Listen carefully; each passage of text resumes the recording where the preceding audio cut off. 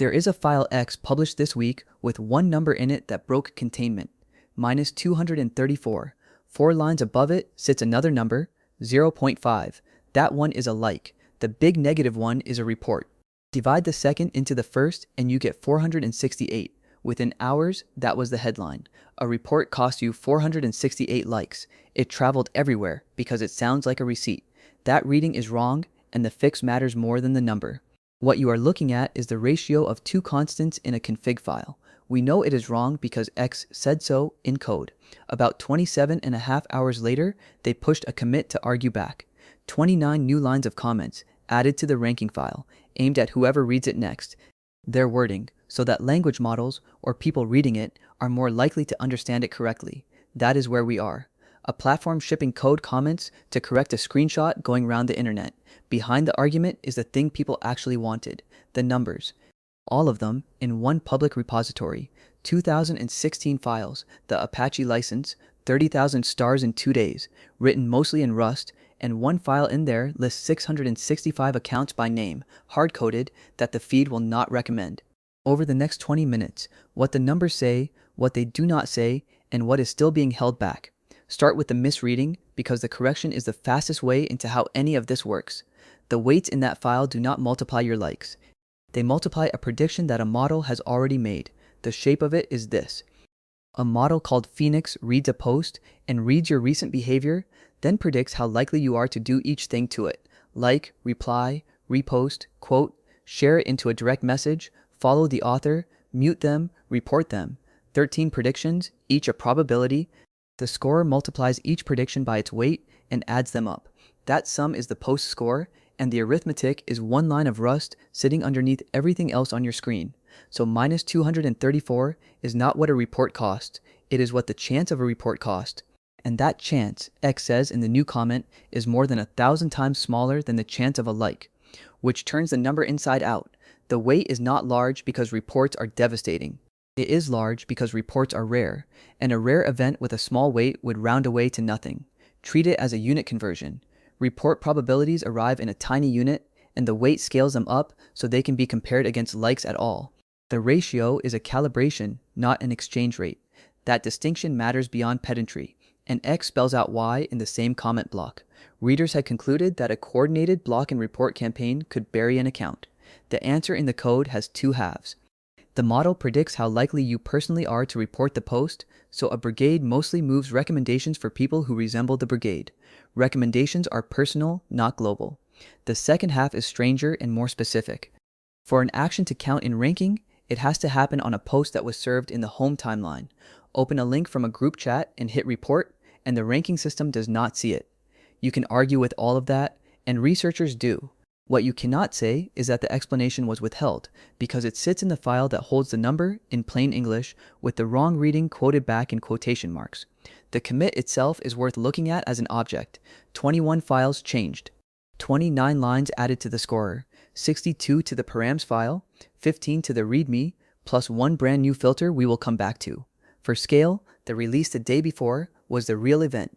In January, this repository held 79 files. By the middle of May, 216. On the 13th of August, it jumped to 2015 in one push, roughly 9 times the files and 13 times the code. And one line in it will date this era better than any launch video. We have added comments to the code they wrote, so that language models or people reading it are more likely to understand it correctly. Language models first, because the way most people are going to read a Rust codebase this size is by pasting it into a chatbot and asking what it means. So read the table properly, not as an exchange rate, but as a statement of what X wants its model to chase, written in the only language a ranking system understands. A like is 0.5. It is the cheapest positive signal in the entire file, and it is the one most creators optimize for hardest. A repost is 1, twice a like, which is lower than most people would guess, given that the whole culture of the platform treats the repost as the trophy. A reply is 5. A quote post is 5. Sending a post to someone in a direct message is 5, and following the author off the back of a post is 4. Then copying the link. The plainest, least visible thing you can do with a post is weighted at 20, 40 times a like. Read the positives in order and a pattern falls out of them. The cheap actions are the public ones. The expensive actions are the ones that cost you something private. a reply you have to write, a share you have to justify, a link you paste into a group chat with your actual friends. The rest of the positive side is small change. Clicking into the post, 0.4. Opening a link, 0.2. Expanding a photo or opening a video, 5/100ths each. Dwell time carries 4/1000ths per unit. Small, but it is the only weight that scales with how long you stay. Meanwhile, the plain binary dwell flag is set to 0 in the published defaults, and so is a profile click. Bookmarks are the interesting absence. Phoenix does predict a bookmark probability, and it sits right there in the list of prediction heads, but the published score carries no bookmark weight, so that prediction stays out of the sum entirely. Then the axis flips, and the file gets blunt. Not interested? -43.2. Block the author? -31.2. Mute them? -58.8. Report? -234. The ordering there is worth a second look. Muting somebody is weighted heavier than blocking them, which is not most people's intuition. Blocking feels like the louder act. Muting is the quieter one, and in this file it is the more expensive one. One last negative, the smallest number in the table, not dwelled, -200ths. The price of a post you scrolled straight past without stopping. Put the whole thing on one axis and the argument writes itself. Engagement is cheap, trust is expensive. The signals that move the feed hardest are the ones a reply guy account cannot manufacture. 3 years ago, there was a version of this that did not include any of it. The 2023 repository shipped the pipeline and left the constants out, which is why it collected 73,000 stars and settled almost nothing. That is the difference this release actually makes, and it puts a question to anyone who posts for a living. Now that the price list is public, does knowing it change what you write? Hold that question, because there is a better way to answer it than guessing. One of these weights moved in public this summer, and the repository now ships the whole story of how. On the 13th of July, a post went out from Nikita Bier's account. "We are rolling out a small tweak to boost visibility of your post to your mutuals," it said, "people who you follow back." The reason given was almost domestic. This data was missing from the algorithm, and it made your friends appear less in your replies, so the reply section felt more like a battleground with people you do not recognize.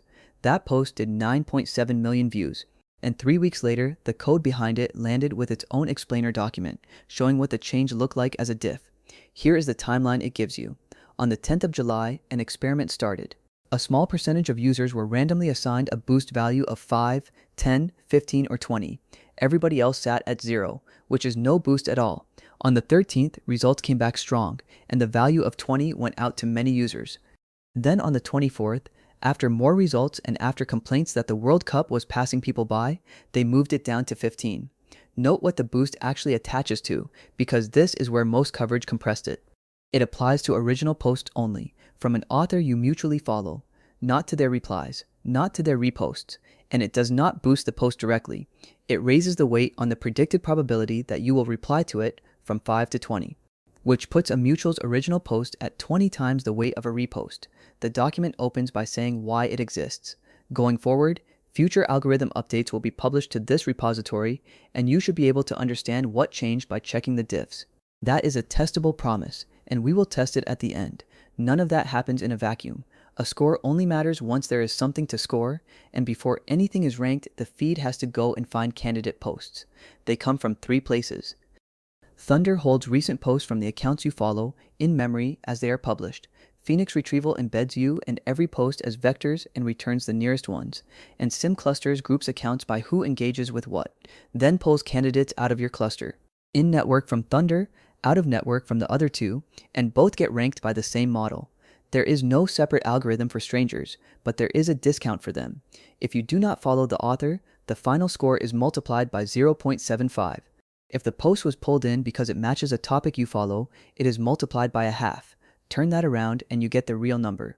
A stranger's post has to score about a third higher than a friend's post to sit in the same slot. That single constant is the entire in-network versus out-of-network argument, settled in one line. A second adjustment handles repetition. Every post after an author's first in the same feed is multiplied by a half, decaying down to a floor of a quarter. Post 5 times in an hour, and the 5th one is competing at a quarter of its own score. The third adjustment is the one most coverage missed completely. There is a cold start boost written into the timeline for authors who have almost no audience yet. The published conditions: fewer than 1,000 impressions on the post, fewer than 1,000 followers on the account, and the post under 24 hours old. Clear all three and it gets lifted towards slots 15 and 16 of your feed. So there is a hard-coded new account escalator in the timeline, and its address is roughly the 15th post you scroll past.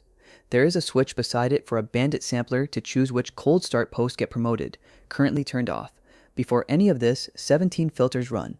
Duplicates across sources, posts older than 48 hours, your own posts, accounts you block or mute, muted keywords, posts you have already been shown, checked twice against 2 separate records of impressions. That 48-hour cutoff is worth sitting with. Whatever else the For You feed is, it has a hard expiry date, and a post that has not found its audience inside 2 days is not going to. What survives goes to Phoenix, and one design note explains more about your feed than any weight does. During inference, candidate posts cannot attend to each other, only to you. There is a second design note worth having. Both retrieval and ranking look up their embeddings through hash functions rather than a fixed vocabulary, which means there is no dictionary to maintain, and a post published 1 second ago is representable immediately. Nothing has to warm up. Every post is scored in isolation against your history, which is what makes the score consistent and cacheable.